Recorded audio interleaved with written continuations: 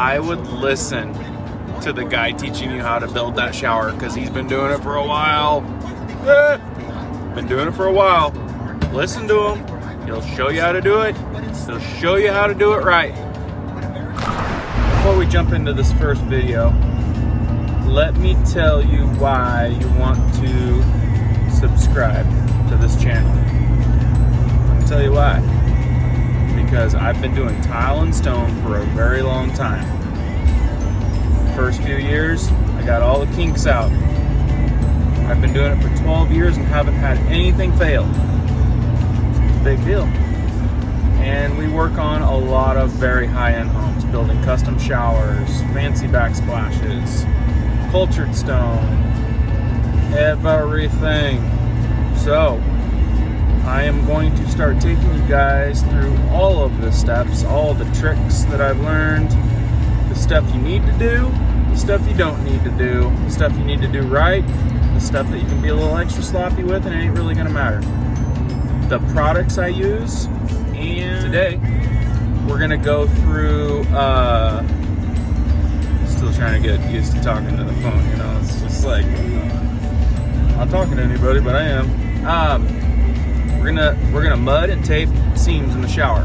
So you put up your hardy board or your sub tile prep material, a couple different brands out there, and we're gonna screw them in, mud and tape the seams, and get it ready for your anti-fracture barrier and your waterproofing that we will install tomorrow on that video.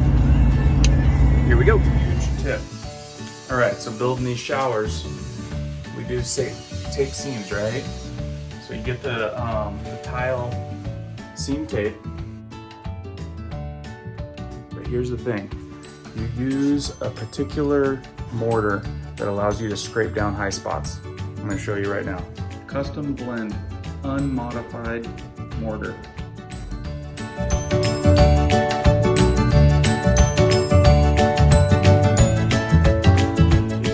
This is too thick. You want it to be thin enough to where it still stays on your trowel or your flat scraper and it doesn't drip. Okay, so here's that good consistency. You see, it's almost like a runny peanut butter, but not too runny. Almost like you think you're gonna drip, but it drips about that much. Helps to have another trowel, so you put it on there, just like you might know about how a drywaller works as mud, but kind of the same idea. So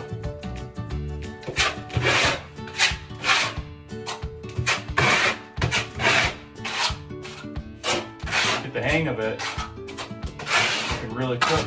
So get it on there, take off as much as possible, less scraping. If you do a really good job, there won't be any scraping. Here's how you do those corners.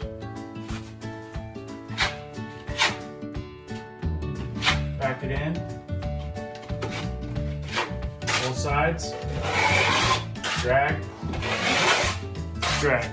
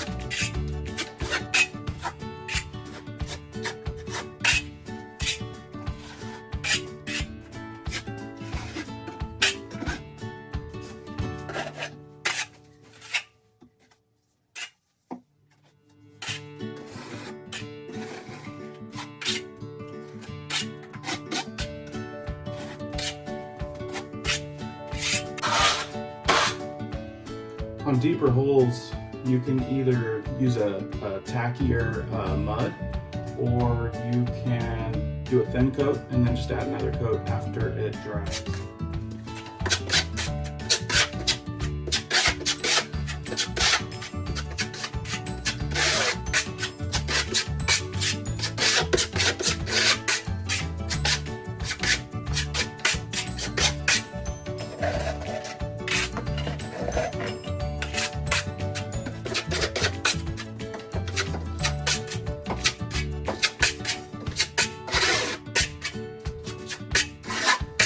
Time for more mud.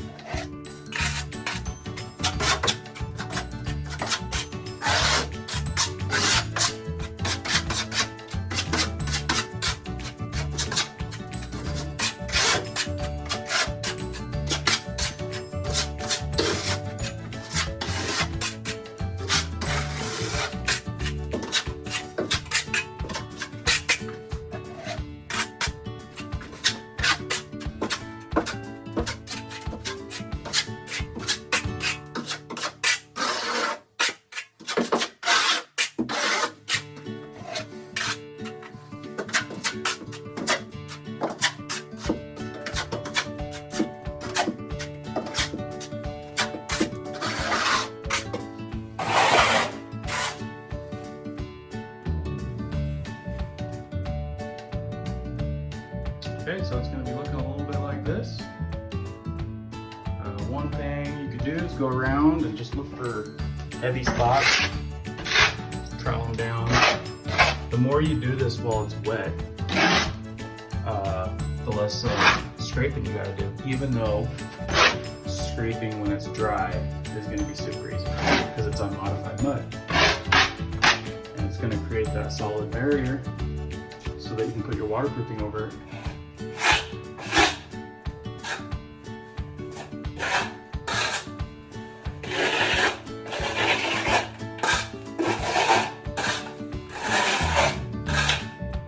These window seals, any kind of top surface like that, you always want to put a little pre-slope in your prep material.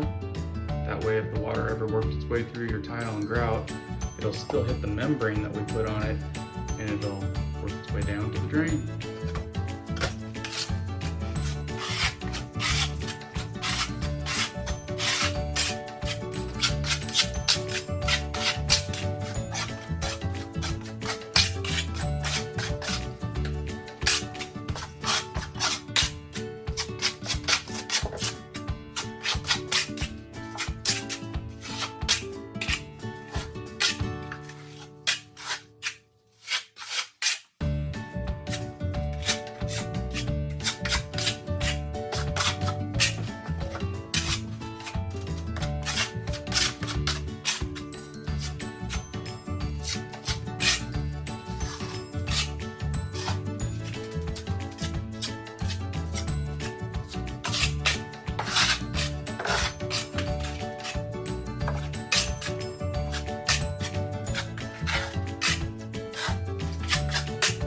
There you go, that's the window.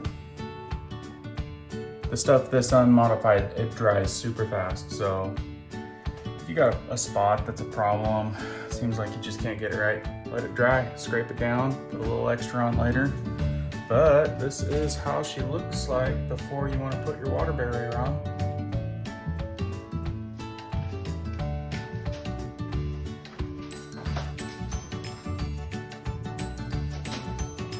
Pretty good size shower. Tomorrow we'll scrape her up and throw a moisture waterproofing barrier down. See you tomorrow.